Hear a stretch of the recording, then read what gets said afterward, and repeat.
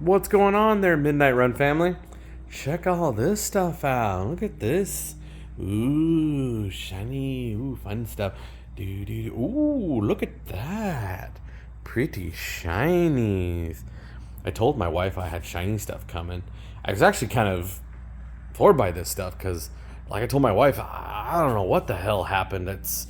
You gotta watch buying stuff off the internet. I mean, I ordered a diamond ring and a necklace and matching earrings and stuff online at this website, and I don't know, this is what showed up. I don't know. I want to make this video and let you guys and gals know you gotta watch what you're doing and buying online and stuff these days, because you never know what you're gonna get. I mean, look at this crap. But I mean, I opened the boxes to check and see, and as you can see, you can't look, like right here. See, not returnable with packages open. So I mean, I had to see what was in it and stuff, and so shit. Now I opened it, so now I can't return it. So I don't know. I guess I'll use it and stuff. So what should I? Nah. Wait, let's see. Oh, that's right. These are Chevy parts. LS parts to be more specific. So all of this and that that's inside there, the power stick. Yeah, that's a big old power stick on that thing. But all this here is going in that right there, as well as that fun little over there. So that's going to go, and this is going to make it go, so and then makes that go, fun times. So yeah, so this is the midnight run part once we're done with customer stuff, or to where we have what we're at a certain point, then the Dodge gets some toys onto it. So the Dodge, the shop truck. I don't know. You know what? Speaking of that, why don't all of you comment? Let's figure out a name for the shop truck here besides shop truck. I mean, I guess we could just call it shop truck. I don't know. I think that's not really and nothing with the red. Not the apple, or I mean, El Rojo is what the Ford truck that my dad is building. That's by the way, up for sale. So go back and look at the videos of that, and we'll have a cool walk around full video and driving video and all that kind of stuff. But yeah, so not El Rojo or Red Apple, or I don't know, nothing really with the red, because I said this isn't going to stay like this. It's going to get all scuffed and stuff with it. So I don't know.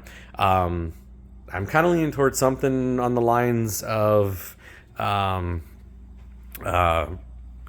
distillery and stuff like that, because my buddy does that, and I'm kind of partnering up with doing that, the distillery and hard cider and stuff like that. So maybe the Shine Runner or something like that. So yeah, so hit up the comments and stuff like that, and throw out the ideas. Let's hear from you guys. I know there's people out there watching these videos and stuff, whether you follow me or not, or whether you've got the notifications or Instagram or Facebook or any that kind of stuff, or even know who the hell I am if you just happen to run across this video because of the Ford and Crown Vic swap and stuff like that, because this is along those lines. As if you haven't seen this before, this is a Crown Vic chassis. Go watch the other videos and stuff, but it is sitting on a Crown Vic chassis, but it's going to have a badass LS motor.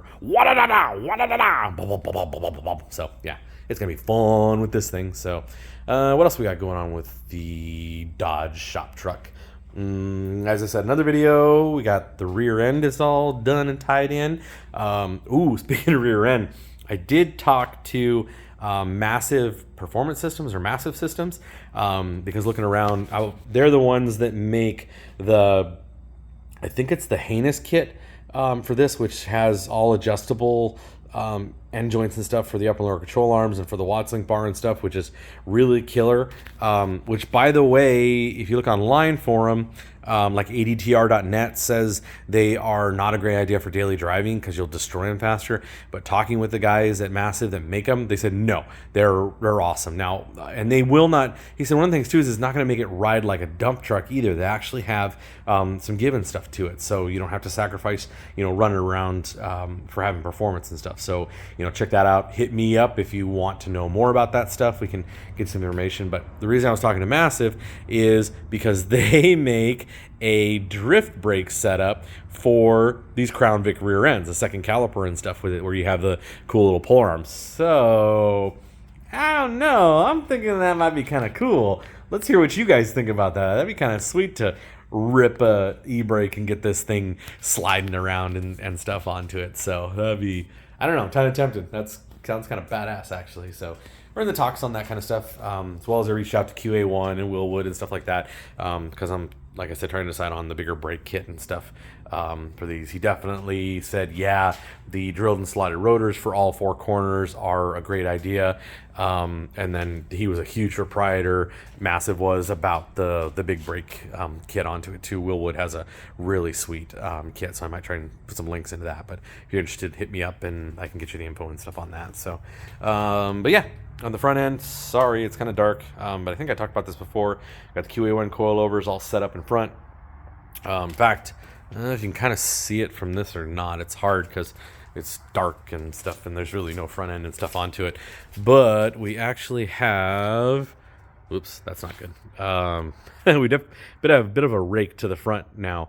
And these aren't even screwed down very far. I don't think it's even an inch, maybe an inch, if not even that. I think when I measured from Smurf truck between the two, it's about a half inch or an inch difference between the two. And I have an inch. I don't know. I don't remember, actually. I just dropped it down. But yeah, so we had the coilovers. I did have to do some repairs on here too. Had some issues with the upper ball joints, so instead of replacing those, I got whole new upper control arms.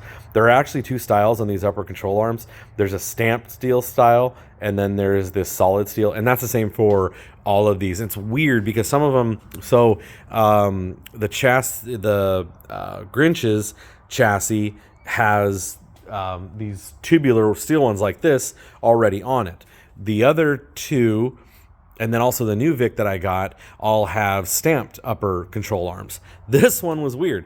This one had a solid one like this one on this side, and then it had a stamped on that side. So I don't know which is original with it. These are all P71s, so I don't know. I opted to go with, since I was replacing them, with the tubular steel on both of them, in hopes that this has, I mean, it's kind of, again, I'm an HVAC guy, so, and builder. I'm not an engineer and stuff, but to me, we all want to go with tubular upper and lower control arms on everything we build. Ideally adjustable to get more stuff, but so just kind of with this. So I'll let you guys know and see. This may create less, allow for less twist and stuff. It may cause things to bind and not twist like they're supposed to. I don't know. This is all a learning curve for me too, but it's a cool thing to know. And definitely get this stuff online. Do not get this stuff from your local auto parts store unless that's all you have or you're in a bind, because this stuff is like literally 3 to 5 times as much at the auto parts store as at anywhere else. Case in point, it's hard to see. So that right there is the sway bar end link. And it's really hard to see in this, so I apologize. But I replaced those on both sides because this one actually like popped out when I was doing this side. So, and these things are like $8 on Rock Auto and stuff. Of course, you get 2 in shipping, but just as much at like Amazon and stuff like that, where they're like 35, almost $40 for just a single one, where online you can get 2 of them for that price or 2 of them for half that price, depending on what you want. There are actually 2 different styles on this as well too. Well, there's multiple styles for the years, but for 2003 and up, there are actually 2 styles on these things. There's a tiny little skinny thin end link bar, and then these are the fatter bars. So I got the fatter ones again because I'm gonna be pushing this thing and running this thing onto it. You can also get a upgraded front sway bar as well too, either an enlarged, I think, inch and like 3/8 or something like that. I think this is 1 inch. So that you can do. You can also, obviously, with some speed performance sites online, they make like a NASCAR style one where you cut and weld and everything like that with it if you want to go to that extreme. But yeah, so that's what we got going on up front here is on that stuff, so the coilovers. So that is all I'm doing up front. Well, besides the brake system, which I'll do that in the next video, I'm using the Crown Vic booster and all that kind of fun stuff onto here to hook all this stuff up to. So I got some things to figure out up front here, but it should be pretty cool. Pretty good to go. So that's what we got going on. Building an LS. Again, peace out.